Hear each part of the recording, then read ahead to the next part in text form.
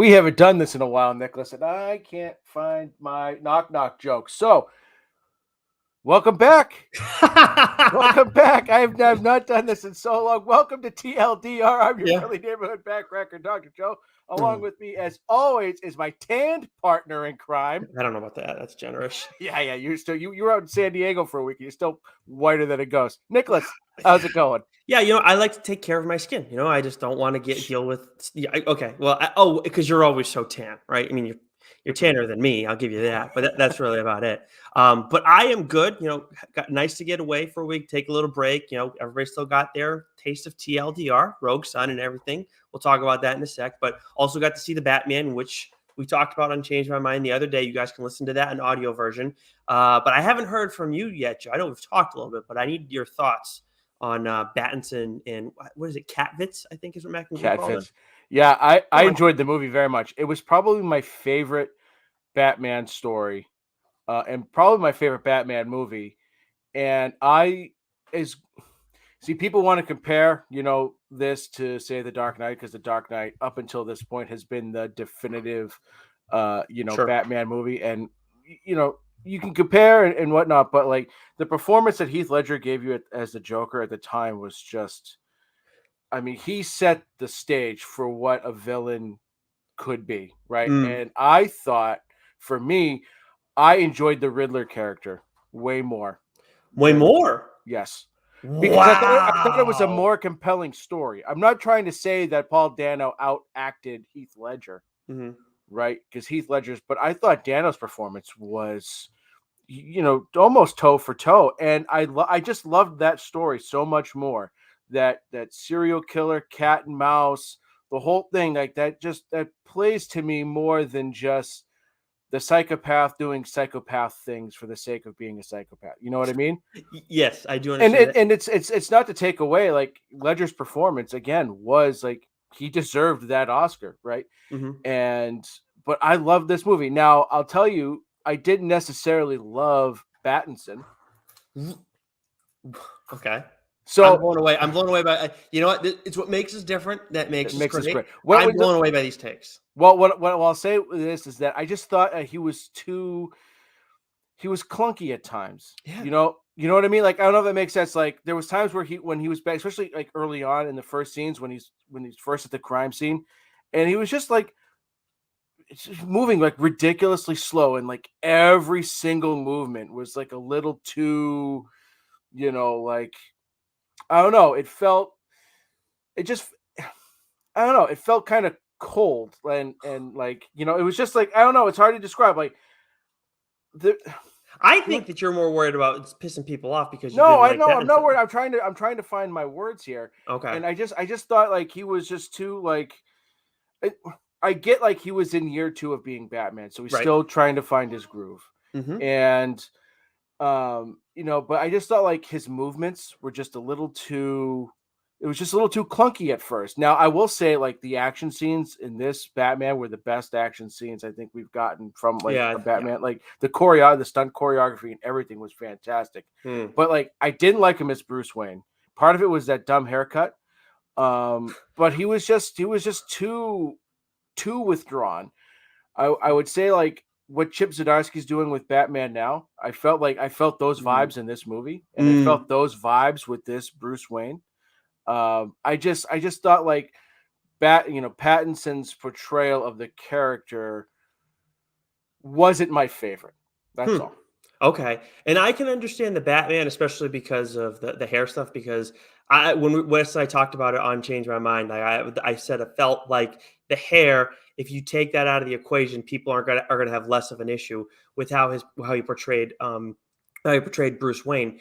But I'm stunned. I'm stunned by your Paul Dano take, and I'm stunned by your Pattinson take. Like, not that I didn't like Paul Dano, and he's one of the better villains, but I'm stunned that you're thinking that he's better than Heath Ledger. Not that it's acting, so it's not really, it's art. It's not really a concept. I'm not saying it's, but I liked personally. I liked the storyline, right? Okay. Like, I love like that. I was, every time that he was on the screen, every time that they were doing detective work surrounding one of his clues and trying to figure out where the story was going, and I was so pulled in because I love mysteries. I love and I thought the whole serial killer thing was perfect. Mechanical. That's the word I was looking for. I thought his movements were a little too mechanical. Just like everything was a little slow and too you know what I mean? Just like when he was walking, kind of more so, right? Like, yeah. not the fight. Did you like the fights? Obviously, the fight choreography and everything was and it definitely got better. Like he got better as the movie went along. So but like there was just this mechanical feeling to it. I was like, not my favorite. I'm curious about your take on this, with how my spin on it. So I've like Wes said this, and I think Max said this as well. Like this is a really good movie with comic book characters, not just a good comic book movie, and I think that's fair. But I also, when I look at this, to me, it felt like it was an arc, like a comic book arc, like a 6-issue series over the course of the story. And I know it was a little long, and that was definitely a gripe that you and I both shared. But by and large, like it was like you're shaving off a little bit in all this. You're not going to go and shave off like a half hour of this thing necessarily. But either way, it felt like a comic book arc, like legitimately. Can't say I've had that with many movies. And then at the same time, it moved at like the pace of the Arkham series games. Yes. You played those. Yes, I did. And it definitely had that, it had that, feel to it, but also had that aesthetic, especially with his suit and when he pulled the batarang out of like his chest plate, like and the different gadgets he had on his his gauntlets. It definitely had that feel to it. And yeah, it definitely felt 3 hours long. I think like I wouldn't have necessarily cut anything out. I would have trimmed some scenes down a little bit. You know what I mean? Other than that, I mean, it 100%. was, but it did feel like a comic book arc. And if this was like if they had taken this and made it like a 6-issue miniseries with each episode being, 45 minutes or so, it kind of had that long Halloween vibe to it too. It did, yes, right, 100%. I really liked that. I thought it was really well done. Do you have so we don't really do scores on this show, and I forget how you guys do it with the pineapples. But like, what would you give this? Well, so I haven't thought of like a score, per se, but like I think Goo has been like trying to rank like his top 20 all-time comic book movies, top 30, and I think he had this movie top 4, top 5. I think I'd have it top 4, top 5. Yeah, I think as well. I think you know what I mean? Yeah. Like in comparison to, the Marvel movies, like there's some of those that like Infinity War, Endgame, like those were 3 hours long, but those were like I never checked my phone once. Like those were, and the Dark Knight's right up there. Right? And so this is right up there with like this is in that upper echelon, that upper top tier of comic book movies. 100%. Yeah, it's definitely up there for me too. And if you guys want to hear more on that, of course, Dork talked about it this week. Mac and Goo talked about it this week, and changed my mind. We talked about that over there as well. But that's enough of that for us. But I needed to hear your thoughts, Joe. We got actual comic books to get to. Of course, last week you all heard from Ryan Parrott talking Rogue Sun, which is part of the Massiverse. If you haven't listened to that already, go listen to it. I think that one thing I didn't get to talk about after the Cy Spurrier a conversation, I can't remember if I said it on air. I know I said it to you, but it really enhanced my experience, like going back and rereading it and thinking about the different things that we had seen throughout the course of the story. And then with Rogue Sun too, it kind of has that similar impact.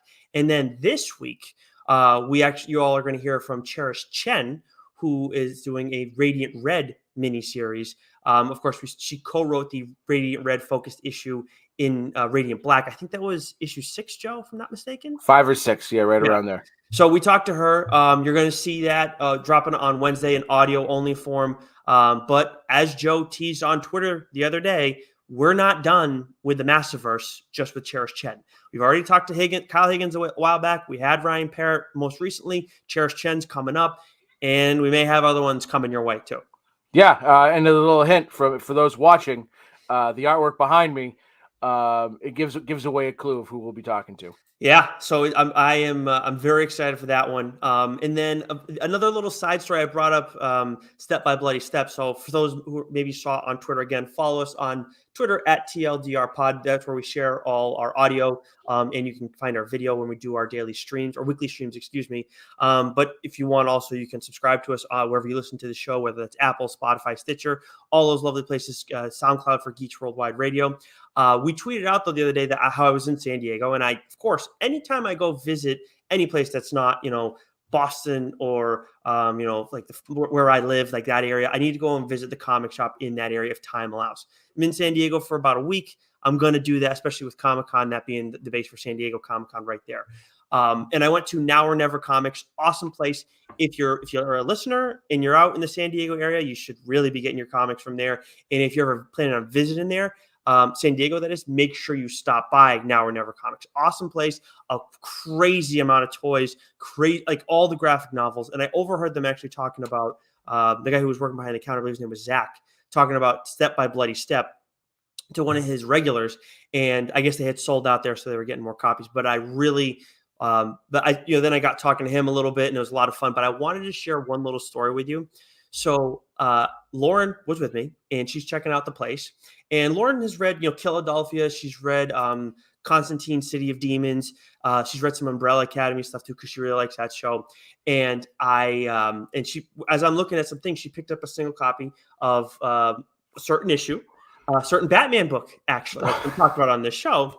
And she flew through the whole issue because obviously she reads prose, so she reads faster than we do. And she wasn't too big a fan of this particular issue. Can you take a guess, Joe, as to what Batman, fairly recent Batman? It's got to be Batcat. Yep. Got to be Batcat. Mm-hmm. I knew I liked her, Nicholas. Yeah, she was not a fan. Stinks. When she was reading it, I'm like, "What would you pick up?" And I saw Batcat, and I was like, "Oh, Joe does not like that one." So she read the whole thing, and I was like, "Weird the way he told the story, right?" She's like, "Yeah." So yeah, it not a fan. Stinks. That's what's weird about it. The problem is, stick to one storyline. If he just stuck to the Phantasm storyline and and gone back and forth just within that, it would have been fine. But no, he's giving us some dumb. Yeah, I know. It's okay. Hey, I understand you getting frustrated. If you got to vent about it. I think, did Rich ask you about that a while back too? Because he was thinking about picking up. Yeah, and I know you told him it's not for him. By the way, I picked up this cool grifter, definitely like an old school grifter for like $10 at Now or Never, and it looks kind of weird with the green screen. But I sent it to you and Rich. Crickets. So I'm pretty sure I said something.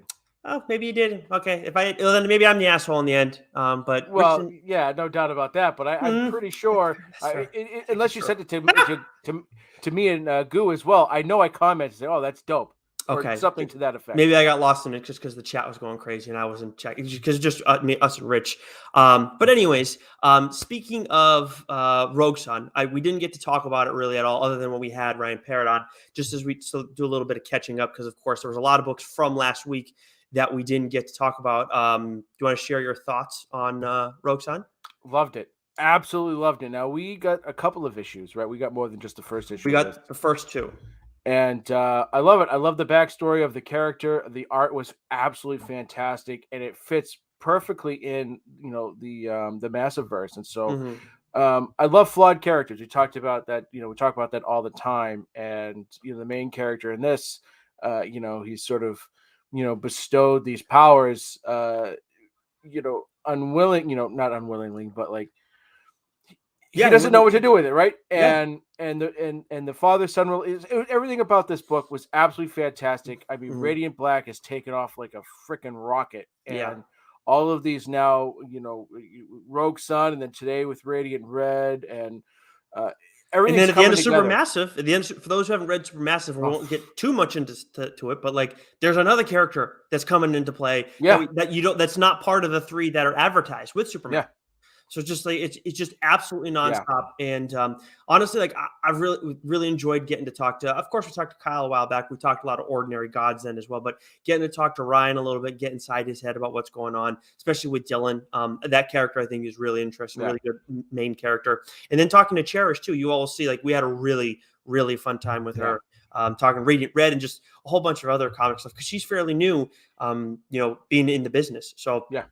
Very excited to see what's coming from her. But Rogue Sun, the one thing I did want to give you too, when we first got the few issues, we knew we were going to want to talk to Ryan. So we took a look at him and everything. We set up a time, but as we're looking through it, we're loving it. and I'm loving Abel's art. And then you Yeah. tell me like, hey, does Abel's art kind of give you like Sean Murphy vibes? And I was like, yes, it does. That's a great call. And then as we're talking to Ryan about it, Ryan's kind of got that Sean Murphy vibe. And I was like, yes, Joe called it.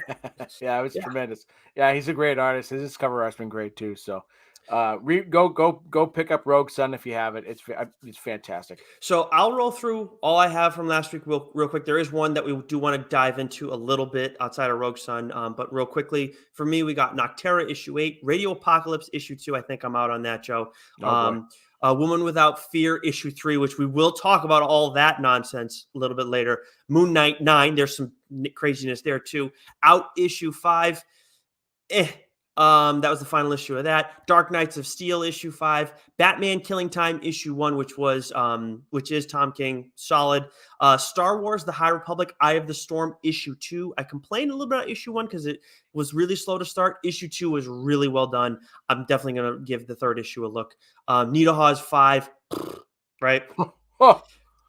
Newburn issue 4, which we're ahead on this one. Actually, we've read up to issue 5 already. And then Loaded Bible, Blood of My Blood. I don't think I'm going to read the second issue of that. No, I have one other one, but you also read it, so we'll save that for after you go through all yours. Okay, so I caught up on AWA's Crimson Cage number 3. Fantastic. Fantastic Four Life Story number 6 wrapped up. That was I enjoyed that very much. Dark Ages number 5 again continues to be tremendous. So good. Detective Comics 1054, 1055. That story continues to roll. Shadow Man. I caught up on Shadow Man. Nice. Man, so good. So good. So good. Yeah. Nice House on the Lake number 7 made its return, Nicholas. Yes. Oh man, I remember, when issue, maybe just because I was pissed off that it was going on hiatus. I was a little down on issue 6, but I wrote this review for Geeks Worldwide. Absolutely loved issue 7. It kicked everything up a notch, and it is now in full swing again. So that was tremendous. Dark Knights of Steel number 5, Dark Hawk 5, which was the finale for that. Speaking of Kyle Higgins, he wrote that story. Let's see, Noctera, X-Men, Batman. What we learned from the Benjamin Percy interview is that it's 10 lives of Wolverine and X deaths of Wolverine. So I caught up on X deaths of Wolverine. Oh, that's right. Yeah. Manor Black, written by a friend of the show, Cullen Bunn. The second arc of that's been going great.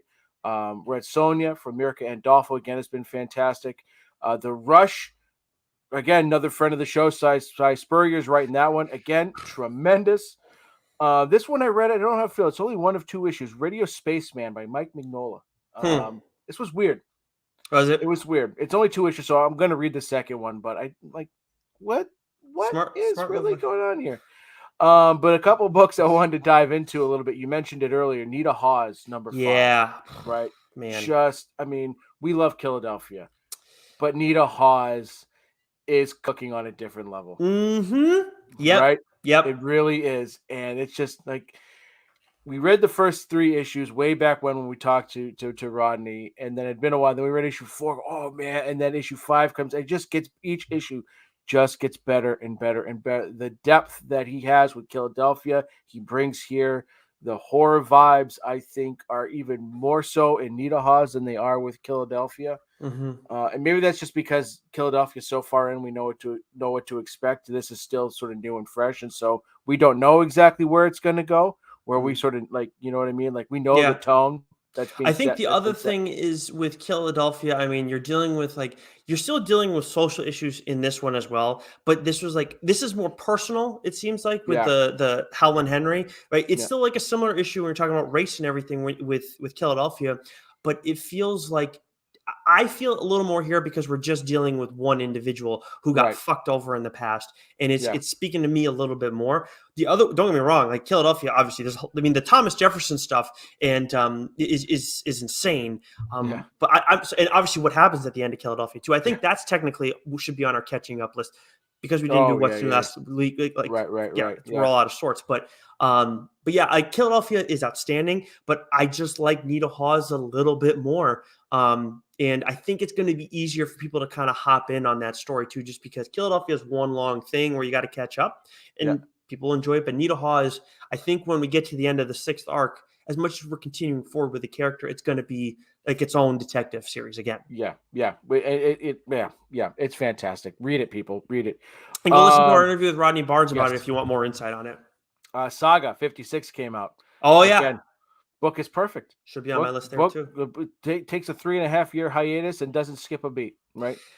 Issues 55 and 56, just boom. Absolute, just phenomenal stories. I will say, though, so Saga came out late on us because we don't get to see that till after we do our episode because they don't give advance copies for those. I did give Ghost Rider issue 1 a comic of the week ahead of Saga 56. Oh, yeah, Ghost Rider was fantastic. Yeah, this is a book I forgot to put out. Ghost Rider. Ghost Rider, we talked about Ghost Rider. Oh, that's right. Yes. That's right. No, we're all out of sorts. It's okay. Yeah. But what else? So Night of the Ghoul number 5. This is, I haven't been able to read We Have Demons Beyond issue 1. But this has been my favorite book. Again, you want to talk about another book that gets better and better with each issue. Night of the Ghoul, like the 5th issue here, was outstanding. Again, the horror is being kicked up a notch. It's just the art and the terror and the whole storytelling, right? I've talked about this before, where Snyder has this ability to, to start here, and then sort of go down these sort of different paths, and then he weaves and brings it all back around again. And this was something else. So for those who haven't heard it already, we did talk to Scott Snyder and Greg Capullo about We Have Demons, but then also Scott stuck around with us in that same conversation to talk about Night of the Ghoul, Clear, and all those other books that are coming out. All of these ones, though, Night of the Ghoul, Clear, and We Have Demons are going to be hitting shelves starting this month with We Have Demons. The plan is for me to do an episode on We Have Demons. So, and that'll be complete, like no messing around with spoilers. We already don't anyways, but the plan is to do that this month, but we've had all these interviews. So I'm hoping that we're going to do that and that things are going to work out, but we'll keep you posted because when we have interviews rolling, we we want to hear from the creators, so we assume you guys want to too. So that always is going to take precedent over the mainline episodes. There are 2 books that you caught up on that I want to hear from you last on. I want to wait on that because I was surprised when you texted me about this. Let's touch on crossover though real quick because we both read issue 12, and if you're not caught up on the last 2 issues, this is a warning, okay? Just so you're aware now. But Joe, the shit with friggin' Negan is insane. It is so awesome. Like the stuff that Donnie's doing by himself and everything is really cool, and it's amazing how much control he has of all this chaos. But the Negan stuff and Robert Kirkman and everything is just like, wow, this is like, it's got fucked up. And then what he says about Glenn too and everything. I thought issue 11, like it was starting to get to a point, right, where it's like, okay, where are we going with this? And I thought issue 11 was great, and that was all about Donny Cates. And then we get this issue here, and I go, oh man, like all the crossover stuff that's been going on, like been touching all the books, like this might be the best issue yet. Yeah, and it was, right? And I felt that way last issue too. And what I loved, I can't remember if it was this issue or the last issue. There was actually, I don't know if you picked up on it, but in one of the background, like, that's what's been great about this series too, is like in the background art, there's all these like little jokes and references and things like that. There was I believe there was actually like a jumping the shark picture. I think it might have been in the last issue. Oh, I missed that. I thought that was hilarious. Yeah, it's been, man, it's so good, and it's just nonstop. It was really good for the first arc, but it's only gotten better in the second. And of course, the second one's come to an end. I'm curious though. So this is definitely, like, if you are a long time comic book reader, or even if you've been just started picking up a few years back, but you're really into it right now, this is something you got to pick up for sure, especially if you know the Image stuff. But let me ask you, Joe, Lauren's read a few comics, right? Like, we know people who've only read a few, and who like this stuff, who appreciate the medium, but it's not their favorite, but don't necessarily know the lore to the extent that we might with some of these, especially some of these Image characters, which, if you're not reading Image, you're just not going to know because you're not seeing them much elsewhere. Do you think that this is something that anybody who really appreciates comic book movies can appreciate, or do you have to be a big time comic book fan to read them? I wouldn't say a big time comic book fan, but you have to have at least a cursory knowledge of who some of these characters are, right? Because I think you'd just be completely lost. Unfortunately, like this is not a book that I would give to a first-time comic book reader, right, or a new comic book reader, because they just won't get it. Right, they won't get the characters, they won't get the references, and the story might seem confusing and muddled.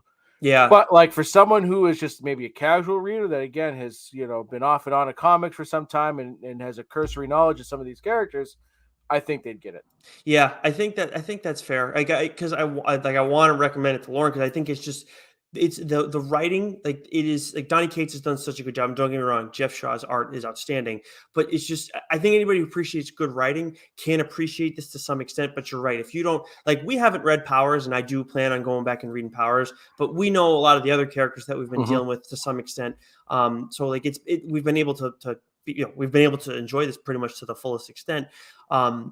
But yeah, I think that's a pretty fair assessment. And I think a lot of it doesn't land if you aren't familiar with some of the writers. If you don't know who Chip Zdarsky is, if you don't know who Robert Kirkman is, like for newbies, right? This might not be the best book to start with, but that's not to say they won't appreciate it. They just a lot would be. If you're newer to comics, or if you only read them a little bit, but you think you're going to start reading more and more, you can definitely pick the trades up, the first trade up, and get the second one when it comes out. But wait a little bit. Wait until you've like read a little bit more stuff, and then you'll be able to. You don't need to know all these characters, like because we hadn't. No, there's a bunch I don't know. Yeah, exactly. So yeah, 100%. But that is it for us, I believe, for catching up, right? Well, I have one book that I caught up with. Oh my God, the one I wanted to save for the end. Yes. Sorry, that's so I caught up on May's book by Jeff Lemire. I read issues 4 and 5. This is a book that I read the first 3 issues I loved, and then it's been real hit or miss in the past several months with review copies and what we get and what we don't get. For certain companies, yeah. Right. And so this is one that we didn't get review copies on, and Newbury Comics doesn't always carry. So it I fell behind, and so I just bought them on Comixology, which small side, Amazon updated Comixology. Their update fucking stinks. Maybe it hasn't gotten better. Like, you're talking about the same one from a little while ago? It's gotten worse. Oh no, it got worse again. You go on Amazon, you try and buy a book from it. You type in a thing, and it searches all of Amazon instead of just Comixology. It's the friggin' pits.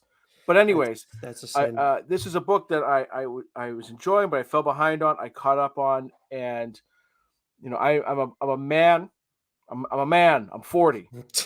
Okay, and I'm about to happy early birthday, by the way. Thank you. And I read the last. There's only 5 issues long, and Lemire has a way. I tweeted this out of emotionally kicking my ass. And in the process of trying to describe this book to my wife, I started crying. Honest to goodness, tears. And it was one panel. It was one panel that did it, Nicholas. And it was one panel. It was that panel that made me say, when we eventually get back to doing mainline issues, this will be the first book I talk about. Oh, really? I'm going to do May's book. Okay. Because it's everything Lemire, is about. And again, one panel was all it took to break me down. And I'm going to do my best to legit not try and cry on the podcast when we talk about it, because it is such an emotional, and it's just like, it's like one sentence. That's it. Well, I will promise you this. If you do break down on here, I won't be the co-host that you work with that makes fun of you for it. And maybe another one, who might make fun of you, but I certainly won't, because I'm not, as much as you want to paint me as an a-hole, I'm not the dick between the two of us. There's a joke in there somewhere. Yes, there is. But anyways, I'm excited to hear you dive into this more, because you when you told me that, you seriously you were talking about it. Cheers. I was emotional. Was the panel in the 5th issue or the 4th issue? It was in the 5th issue. Okay, nice. Yeah. It was nice. I'm pretty sure it was the 5th issue, but it broke me down. I couldn't. So we talk about Mount Rushmores all the time. Lemire is cemented, right? Well, he's comfortably on there with you, right?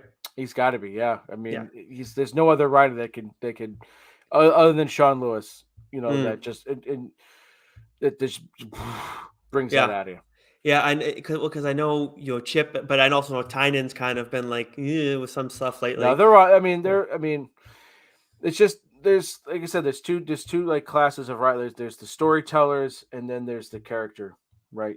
Mm-hmm. Driven writers. And I mean, Lemire obviously tells a great story. He's really great at both. But like, again, whether it's been Maze Book or Sweet Tooth or Royal City or he just like You talk about he Gideon Falls on here too. yeah, right. It brings something different out of me. It's a different comic book reading experience that I have when reading anyone else. Yeah. Well, I cannot wait to hear about Maze Book, because this is one I definitely was like, yeah, I'm not gonna look at this. So now you're gonna prove me wrong. So I cannot wait to hear about that. Hopefully that's gonna be at some point this month. But we will see when it comes to interviews and stuff like that, because we are not done with after Cherish Chen. That we can promise you. Anyways, let us move over to what's new, Joe.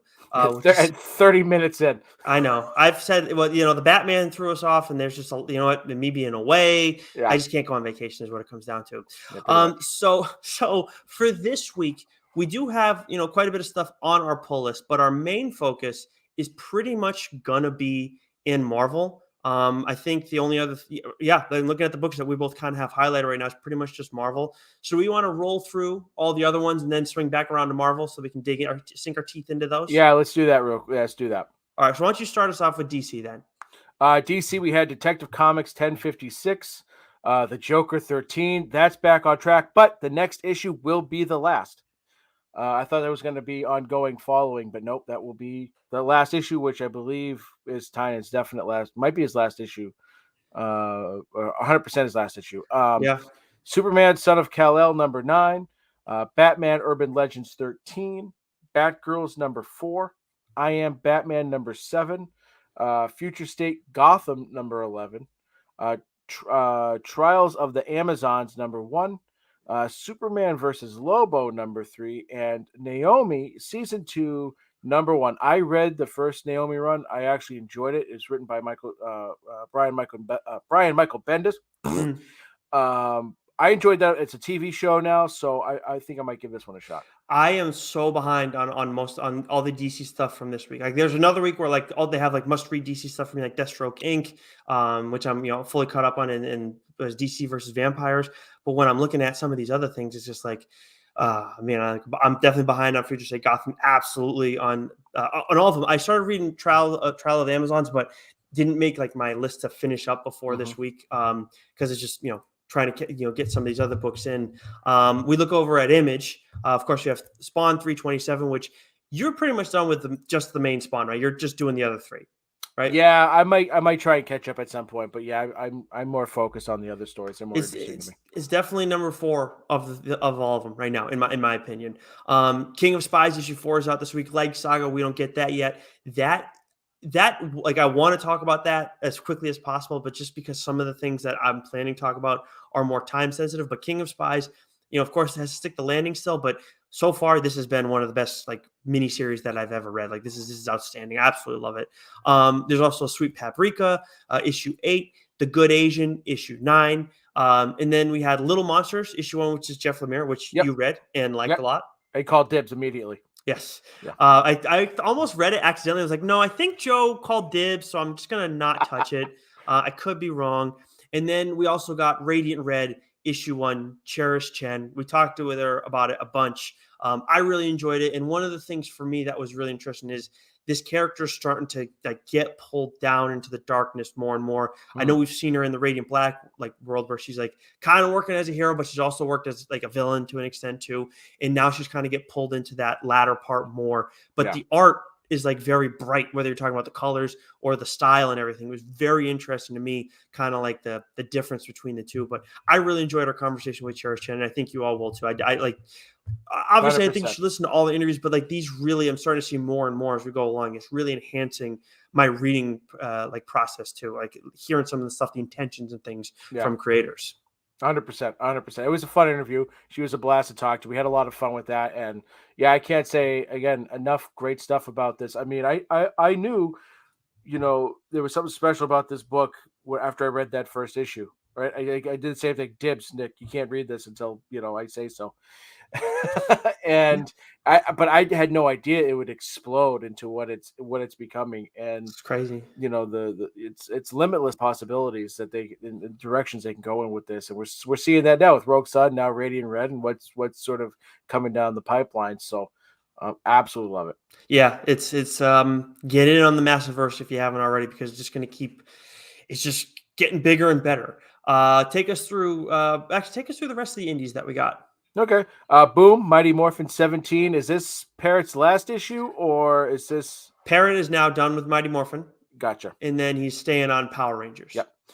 7 Secrets 15. Did you read this one yet? No, I didn't. Potential book of the week here. It's been so good. Buffy the Last Vampire Slayer, for which we didn't get for some reason, so I'll grab that on Wednesday. Dark Horse, we had Norse Mythology 3, issue number 2. Last Flight Out number 5, which has been a great series. Apache Delivery Service number 3, and Daisy number 4. From Aftershock, we have We Live, Age of Paladins number 1. I started to read We Live a while ago, kind of fell off, so I'll look to get back up on that again. Nothing really of note from IDW this week. And then from AWA, we have Hit Me number 1 from Krista Faust, and Primos number 2. What was her other book that she did for AWA? Was it Bad Mother? She did Bad Mother and Redemption. Okay. Oh yeah, I remember you talked about both of those on here, and I do need to read those. And I intend on reading Hit Me, but I'm going to give you first look at it in case you want to call dibs, because I am a gentleman and a scholar. That's quoting somebody. That's not me actually saying those are not my words. But then we move over to Marvel, Joe, and there are a lot of books. It's funny, we talk about how the indies are dominating the game in Image, of course, no questions asked, and AWA in its own right too. But when you look at the big two, Marvel is, in my opinion, starting to kind of kick DC's butt a little bit when you look at some of the stuff that's happening with Wolverine, Daredevil. But let's get into these now. So we have Amazing Spider-Man 92. We have Thor 23. We have Venom 6, Eternals 10, Spider-Gwen, Gwenverse issue 1, X-Men Legends issue 10, Hawkeye Kate Bishop issue 5.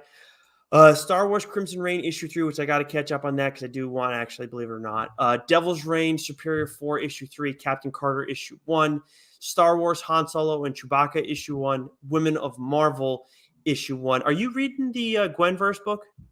No, I don't think so. I mean, I might give it a look, but it's not like top of my list.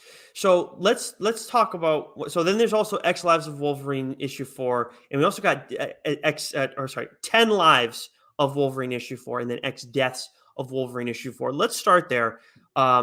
So X Lives was good, but I've liked 10 Lives. Sorry, more so throughout the first throughout the first 3 issues. But then with this week with issues 4s, with the 2 issue 4s, excuse me.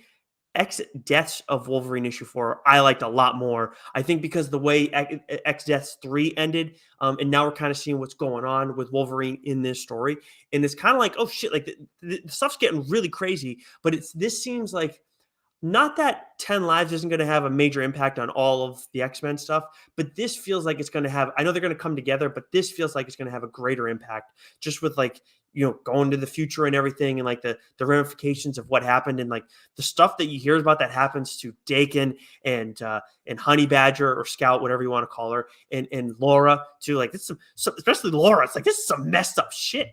Yeah, I think X Deaths has become my favorite because it's tying in a little bit closer now to the X-Men run that's going on right currently.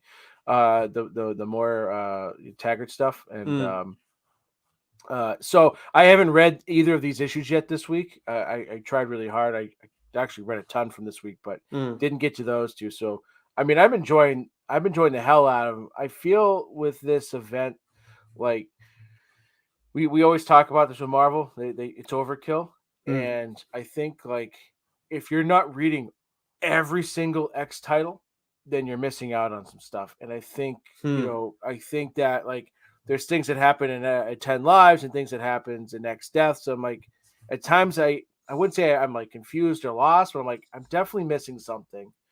And this wasn't in, the X-Men, the last X-Men issue I didn't read. It was probably in so I'm like, that's the only thing I really hate, right? Is that like this more so than maybe some of the other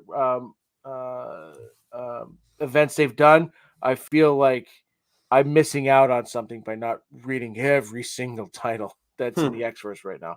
Okay. I do think that there's quite a bit of chaos going on in the course of all this, but I just feel like, it's just to me, I think the weirdness is just like, especially with like you talk about how 10 lives is trippy. You said that right from the jump. And I think that sometimes can be a lot. But I feel like we're getting some semblance of direction. And that's also why I think I like X Deaths more, because this is like it's pretty clear what the hell is going on here. Yeah. So I'm excited to see the event come to an end because I think Percy's done a good job with it. Of course, we talked with him about that a little while back. Let's go to the other event. They talk about Marvel events and things getting weird. Devil's Reign issue 5 came out this week, as did Devil's Reign Moon Knight issue 1 this week. We mentioned Superior 4 as well. I am reading Moon Knight. I am caught up on Moon Knight, but the last 2 issues happen post Devil's Reign Moon Knight issue 1, but we're only just getting Devil's Reign Moon Knight issue 1 now. And then also we had The Woman Without Fear issue 3 that spoiled something in Devil's Reign issue 5. Yeah. I do not know how that kind of shit happens. It's not like a Zdarsky storytelling, like poor choice or whatever. It's just like, why are these books coming out in this friggin' order? It's amateur hour. So thankfully, because I was very intent on reading Daredevil Woman Without Fear last week, but I read Zdarsky's newsletter first, in which he said, unfortunately, this is out of my hands, out of my control, but do not read Woman Without Fear number 3 because there are major spoilers for what happens in Devil's Reign number 5, which comes out next week. So on, friend of the show, Chip Zdarsky's advice, I have done that. I read Devil's Reign 5 this morning. And talk about who's the bigger asshole here. Unbelievable. Hey, I can't, you want me to chew your food and spit it in your mouth? Wow. Oh, okay. That's what I was like. Okay. But cool. I don't know how that happens. It's friggin' amateur hour. That's inexcusable. It really is. And I'm glad that Chip shared that with, everybody and stuff. And I should have checked the newsletter, but that's look, to me in the end, I was one of the people who didn't know. It ended up being like, reading. I'm like, wait, what? Like this happened. We didn't get my issue is more so like, am I the one who's screwing up here? Did I miss something? In the end, it's not the case. I still enjoyed both issues. But definitely you're meant to read Devil's Reign 5 first and then Woman Without Fear. So it was wild to see that. And then the Devil's Reign Moon Knight stuff, like, how do you get 2 issues of the main line out before this comes out? It doesn't make a lick of sense to me. No, that's dumb. Dumb. So then we got 2 more that we want to hit on quickly before we get going. So we got Sabretooth issue 2. Did you read this one?